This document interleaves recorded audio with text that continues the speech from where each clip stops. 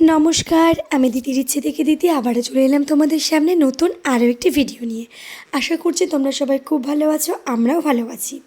তো চলো আজকে আমরা যে ভিডিওটা দেখে নেব সেটা হচ্ছে আমাদের সেই পুরুলিয়ার আবার পুরনো ভিডিও।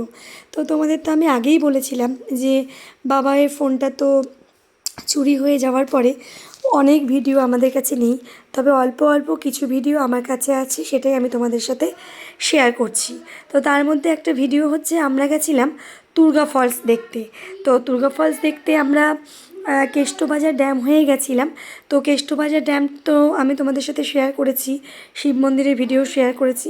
তারপরে ওখান থেকে বেরিয়েই আমরা চলে গেছিলাম দ্বিতীয় দিনেই, ঠিক ওই দুপুর আর কি 2-2:30 নাগাদ দুর্গা ফলসে গিয়েও দেখি ওখানে অনেক উঁচুতে একটা রাম সীতার মন্দির আছে। তো যথারীতি আমরা উঠে গিয়ে ঠাকুর ওখানে প্রণাম করে কিছুক্ষণ সময় কাটিয়ে নিচে নেমে আমরা দুর্গা ফলস দেখে সেখান থেকে আমরা বেরিয়ে এসে আবার চলে গেছিলাম খয়রাবাড়ির উদ্দেশ্যে। তো দুর্গা ফলসটা দেখে নাও আজকের ভিডিওতে, তারপরের ভিডিওতে থাকবে খয়রাবাড়িতে আমরা গেছিলাম সানসেট দেখতে। তো চলো, যদি ভিডিওটা ভালো লেগে থাকে তাহলে কিন্তু অবশ্যই লাইক কমেন্ট আর ছোট্ট করে একটা সাবস্ক্রাইব করে দিও। তো চলো তোমরা দেখতে থাকো, আশা করছি তোমাদের খুব ভালো লাগবে। দেখি এখান থেকে সিঁড়ি দিয়ে অনেকটাই ওপরে উঠতে হবে। আবার সেম এখানে সবই আসলে পাথরের গা কেটে করা, তো ওই জন্য 400-500 সিঁড়ি। তো এখানে বেশি না, আমি এখনো অবধি শুনিনি বা জানি না, জেনে নেব। তো আমরা হচ্ছে ওইখানে যাব, মন্দির আছে একটা, রাম মন্দির আছে। তো চলো ওখান থেকে ঘুরে আসি। ওই যে দেখো কতটা নিচে আমাদের গাড়ি, ওই যে ওখানে রাখা হয়েছে। আর এখন আমরা যাচ্ছি ওপরে। আর খেয়ে দিয়ে এসছি তো পুরো হাঁপিয়ে গেছি, কিন্তু কিছু করার নেই, ঘুরতে যখন এসছি ছুটিয়ে ঘুরবো। তো চলো, ওই যে পেছনে কিন্তু পাহাড় আছে, ড্যাম আছে, সব নিয়ে। তো চলো আমরা যাই। আর আমার এই যে বাবানটাকে দেখো, দেখো ফ্যান নিয়ে চলে এসেছে, চার্জার ফ্যান।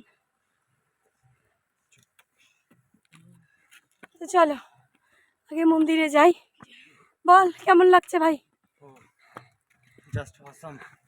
তো চলো, দেখো কত উঁচুতে আরো চলে আসলাম।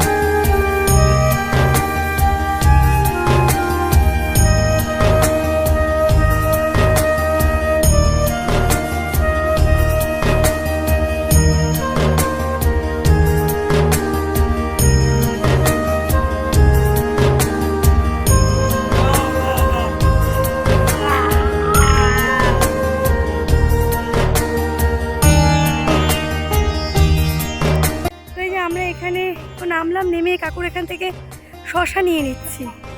আর এখানে কিন্তু ফুচকাও আছে, খুব সুন্দর সুন্দর ফলা ফলা ফুচকা।